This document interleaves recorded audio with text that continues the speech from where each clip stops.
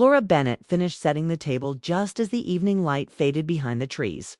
The house was quiet, the kind of quiet that made small sounds feel loud. A pot of pasta steamed on the stove and garlic bread warmed in the oven. She checked her phone again. No new message. Her husband, Michael, had sent a short text an hour earlier saying he would be late. Again, Laura moved with purpose. As if speed could fill the empty space. She poured water into 2 glasses, then stopped and poured one back into the sink.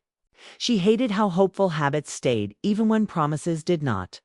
She wiped her hands on a towel and looked around the dining room. Everything was neat. Everything was ready. No one was there. She thought about calling Michael, then decided not to. The last time she asked when he would be home, his voice sounded tired, almost annoyed. Laura did not want to be another task on his list. She told herself that work was stressful, that marriage had seasons, that quiet did not always mean broken.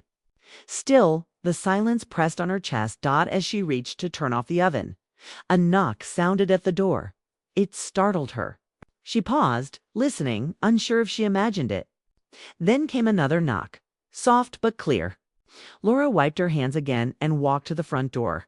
When she opened it, she saw a familiar face she had not seen up close in years. Ethan Parker stood on her porch, holding a small plastic container with both hands. He looked older than she remembered.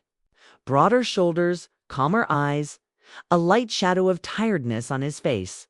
He wore a simple jacket and jeans, his hair slightly damp from the evening air. "Hi, Mrs. Bennett," he said, then quickly corrected himself. "I mean, Laura? Sorry." She smiled despite herself. "It's fine. Ethan, right?" "Yes." He lifted the container. "My mom asked me to bring this over. She made soup and said it was too much for one night." "That's kind of her," Laura said. "Please thank her for me." Ethan nodded, then hesitated, as if unsure what to do next. Laura noticed the way he stood, polite and careful. Like someone used to not taking up too much space. "Would you like to come in for a minute?" she asked. The words left her mouth before she had time to weigh them. Ethan looked surprised. "Oh, I don't want to intrude." "You're not," Laura said, opening the door wider. "I was just finishing dinner anyway." He stepped inside, glancing around the living room. The house smelled warm and inviting, and Laura realized how rare it was for someone new to notice it. She took the soup from him and set it on the counter.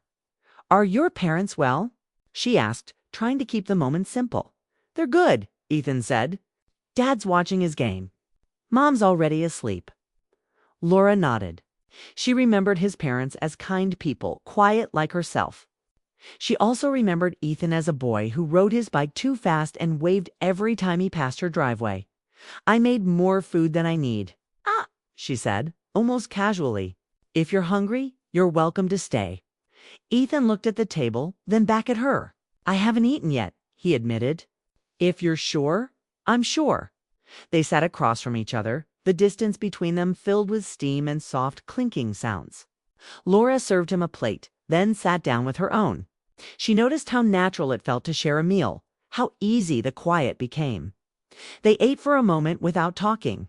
Laura felt strange, like she was breaking a rule she did not remember agreeing to. But nothing felt wrong. It felt human. "This is really good," Ethan said. "Thank you. You're welcome," Laura replied. "I don't usually cook this much anymore." "Why not?" She shrugged.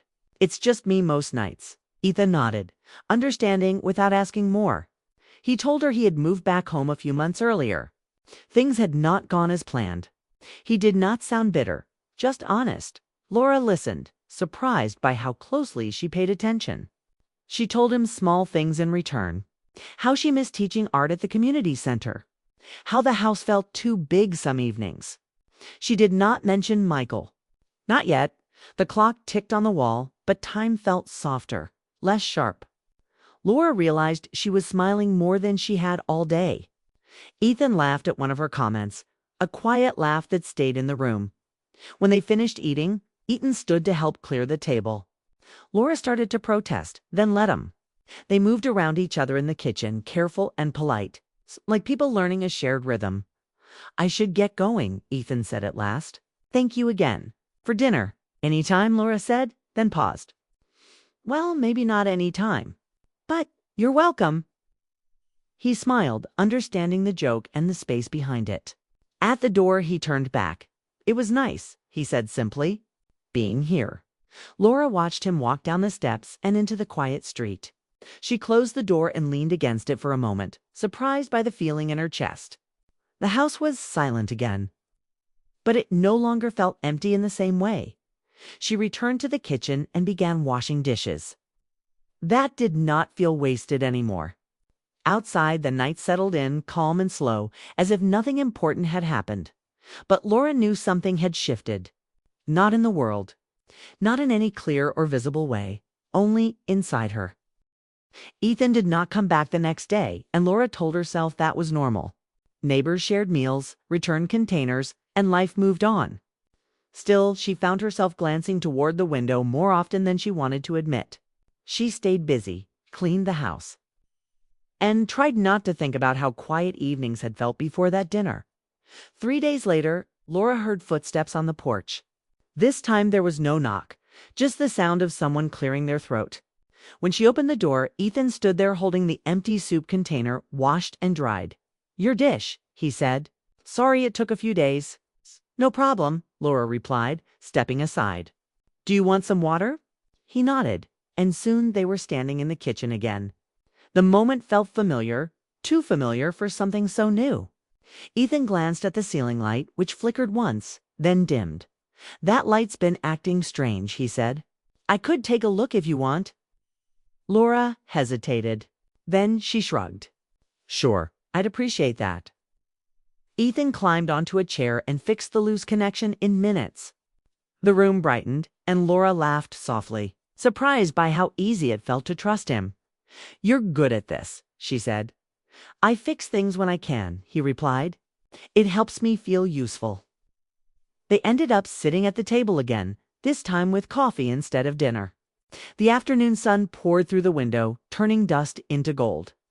Ethan talked about working construction out of state, about saving money, about plans that fell apart without warning.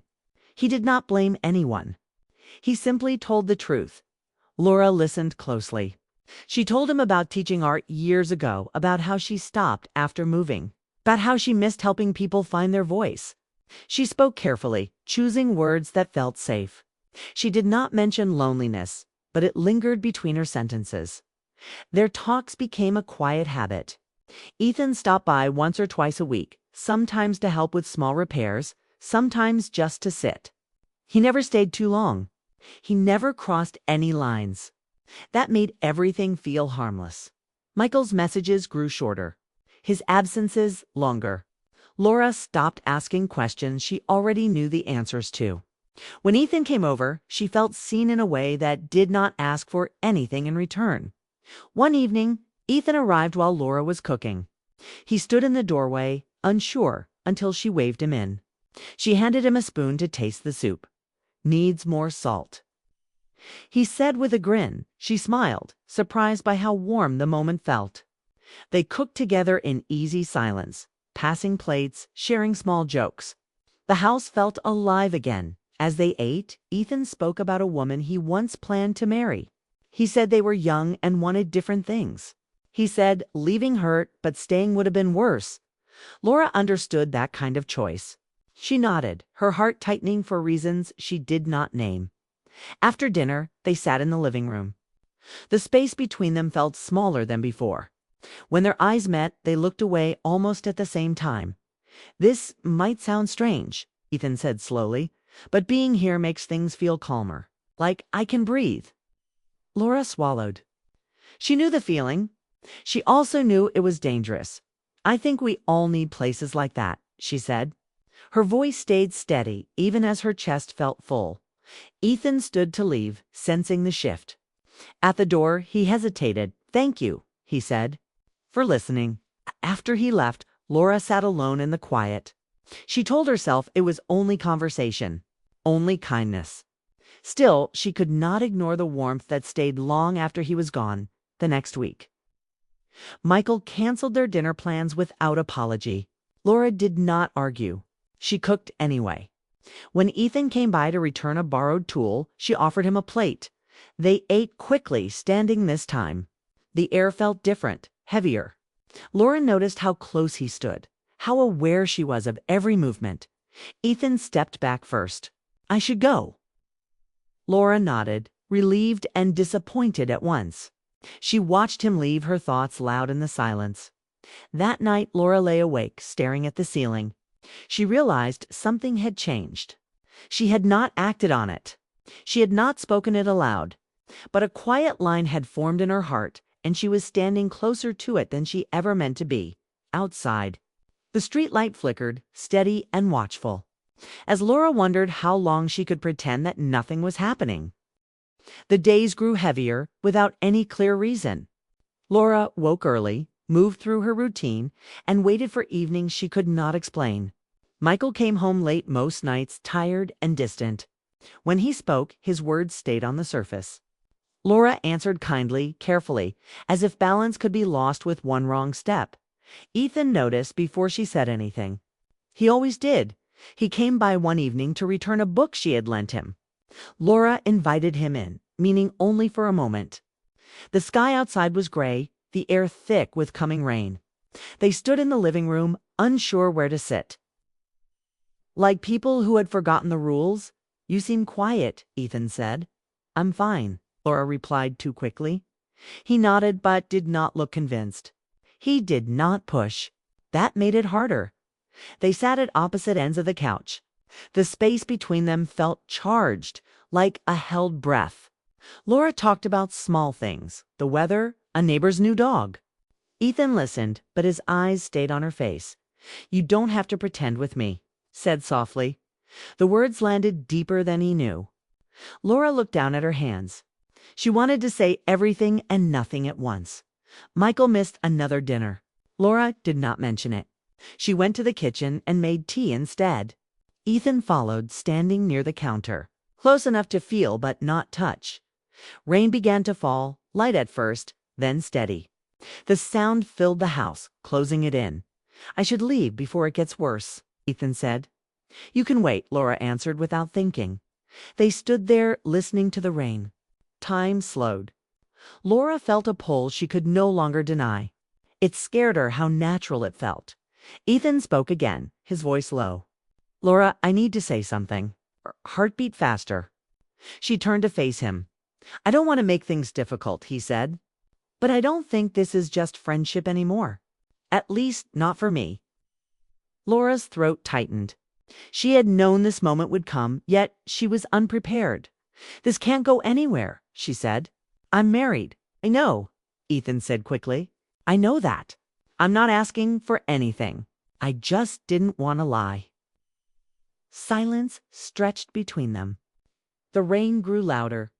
Laura felt tears rise, not from sadness, but from truth. "I feel it too," she admitted. "And that's why it has to stop." Ethan looked away, pain clear on his face. He nodded once, slow and steady. "I understand," he said. He reached for his jacket, then paused. His hand brushed hers by accident. A brief touch, barely there. Both of them froze. For a moment, neither moved. The world seemed to narrow to that single point of contact. Ethan's fingers curled slightly, then stopped. "I shouldn't," he whispered. Laura pulled her hand back, her breath unsteady. She stepped away, creating space she desperately needed. "You should go," she said, her voice shaking. "Please." Ethan did not argue. He put on his jacket and walked to the door. Before leaving, he turned back. "I never meant to cause harm," he said. "You matter to me. That's all." Then he stepped into the rain. Laura closed the door and leaned against it, her legs weak. The house felt too quiet, too full of echoes. She slid down to the floor and covered her face, tears finally falling. Nothing had happened. And yet everything had. The next morning, Laura avoided the windows. She cleaned, organized, and tried to keep her hands busy. Her phone stayed silent. Michael did not call. She felt alone in a way that hurt more because she now knew what connection felt like. Days passed. Ethan did not come by. Laura told herself this was right, necessary, still. Each knock she heard made her heart jump. Michael came home late one night, tired and distracted. He asked about her day. She said it was fine. He kissed her cheek and went to sleep. Laura lay awake beside him, staring into the dark. She realized then that the danger was not what almost happened with Ethan. It was what had been missing for so long before he ever arrived. A week later, Laura saw Ethan across the street loading boxes into his car. He looked thinner, focused, determined. She watched from behind the curtain, unseen. He noticed her house and paused. For a moment, their eyes met across the distance. He raised his hand in a small wave. Laura did not wave back. She placed her hand on the glass instead. Ethan closed the car door and drove away. Laura stood there long after he was gone. Her heart ached, but beneath the ache was clarity. She had crossed a line without stepping over it. She had learned something about herself that could not be unlearned. That night, as rain returned softly, Laura sat alone at the kitchen table. She did not know what would come next. She only knew that pretending was no longer an option, and silence had already cost her more than she was willing to lose. Days passed after Ethan left, and the house felt different. Quiet had a weight to it, heavier than before. Laura moved through her daily routine mechanically, washing dishes, folding laundry, checking messages, pretending that nothing inside her had changed. She told herself it was for the best. Ethan was gone, and her life with Michael, however distant it felt, was still her life. Yet every corner of the house seemed to echo with his presence. The empty space where he had sat, the faint smell of coffee they had shared, the quiet hum of the evening, it all lingered, sharper than memory. Michael came home early one evening, a rare occasion. He seemed tired but aware, more present than usual. He noticed the change in Laura immediately. Her smile was tighter, her eyes more distant. He asked how she had been, if she was happy. Laura paused, words failing her. She wanted to answer honestly, but honesty felt dangerous. Instead, she smiled gently and said she was fine. Michael didn't press further, though his look lingered, searching. The weight of unsaid things hung between them, heavy and unspoken. She realized how far she had drifted, how her heart had wandered even when her body remained in the marriage. Across the street, Ethan prepared for a move that would take him far from the town, a job opportunity in another state. Laura watched him through the window, knowing this goodbye would be final. Earlier that day, she had found herself walking past his house without thinking, wanting to see him just once more. But she stopped short. Boundaries had formed, and she respected them, though they ached. That night, a note appeared in her mailbox, neatly folded in Ethan's careful handwriting. She picked it up with trembling fingers, sensing the gravity of its words even before reading. "Thank you for reminding me what kindness feels like. I hope you find what you deserve." Laura held the note close, reading it several times. It was simple, yet it carried weight and acknowledgement. A goodbye and a wish that felt too personal, too true. She folded it carefully and placed it in a drawer she rarely opened, as if doing so could preserve the moment without reliving it too often. She did not cry, but a quiet ache filled her chest, a mix of sorrow, longing, and relief. She realized that what had happened with Ethan was never about betrayal in action, but an emotional awakening she could not ignore. Life returned to routine, yet routine itself felt altered. Michael remained the same in his habits, yet Laura could not return to the woman she had been. The evenings were quieter and the meals less full, not because of food, but because her heart had changed. She often sat by the window, staring into the street where Ethan had driven away, remembering his laugh, the way he had listened without judgment, the gentleness that had made her feel alive again. No words could fully capture the complexity of those moments. And Laura understood that some experiences were meant to stay as echoes rather than reality. Laura began noticing small things again. The way sunlight fell across the floor, the scent of bread baking, the quiet rustle of leaves outside. She understood that these simple moments, once overlooked, were reminders that life continued even after emotional storms. She focused on herself, her routines, and small pleasures, learning to find peace without the presence of someone who had stirred feelings she could not act upon. It was a lesson in restraint, in acknowledging desire without giving in to it, and in finding self-worth outside of someone else's attention. Even Michael sensed the subtle shift.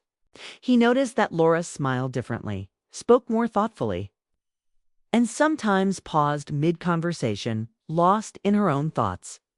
When he tried to ask about her day, she would give careful answers, polite but revealing nothing. Their marriage persisted in form, yet Laura knew the emotional landscape had changed. She did not regret the experience with Ethan because it had not harmed anyone. Instead, it had illuminated gaps in her own life she had long ignored. She realized that emotional infidelity was not always a matter of actions, but of awareness of the heart wandering quietly when the body remained. Weeks later, Laura found herself cleaning the kitchen, placing plates away after dinner. When she paused and thought of Ethan, she remembered the laughter, the conversations, the brief moments of closeness that had left a mark deeper than any physical encounter could. Her chest tightened, but it was not grief, it was understanding. She had been reminded of her own capacity to feel deeply, to connect, and to long for attention and care. Those lessons remained even as the person who inspired them was far away. Laura began writing again, small notes about her day, thoughts she had not shared with anyone. She wrote about the quiet loneliness she had endured, about the beauty of simple kindness, and about the strange, unspoken bond she had shared with Ethan. Writing became a way to honor the emotional truth of her experience without breaking the bounds of her life. It was a method of reconciliation, a gentle closure, and a space to explore feelings that had no outlet otherwise. She did not intend to act on them. She simply wanted to acknowledge them, to give them life in a safe and private way. In time, Laura felt a slow, steady peace settle over her. The ache in her chest softened, replaced by reflection and awareness. She understood that the most powerful moments in life were often quiet, fleeting, and unclaimed. Emotional awakenings did not always require action. Sometimes they required only attention, recognition, and the courage to honor what one felt without giving in to it. One evening, Laura walked past the window and noticed a car driving down the street. She did not expect to see anyone she knew. She stopped and watched, her breath steady, her heart calm. Life continued as it always had, with new faces, new stories, and new experiences waiting just beyond the horizon. She realized she could carry the memory of Ethan, the lessons learned, and the emotional growth with her, without letting it define her or her marriage. The line between love and longing, connection and restraint had been drawn in her heart, and she respected it. Laura placed a cup of tea on the table and sat down, gazing out the window. The street was empty, the evening quiet. She felt the weight of her life's complexity: marriage, longing, emotional awakening, and she accepted it. Not with regret, but with understanding. She had learned that emotional infidelity could exist as a quiet, internal truth, shaping the heart without harming anyone. And in that truth, she discovered a new depth to her own resilience, her own capacity to feel, and her own understanding of what it meant to live fully and consciously. The night deepened, stars appearing in the clear sky above. Laura leaned back in her chair, closed her eyes for a moment, and let herself breathe. She knew she had changed, not in ways visible to anyone else, but in ways that would remain with her forever. She had touched a part of herself she had long ignored, felt deeply, and honored that feeling responsibly. Her life continued, quieter, wiser, and richer, shaped by the lessons of a fleeting connection that had left no harm, only understanding. And for the first time in a long while, she felt completely, undeniably alive.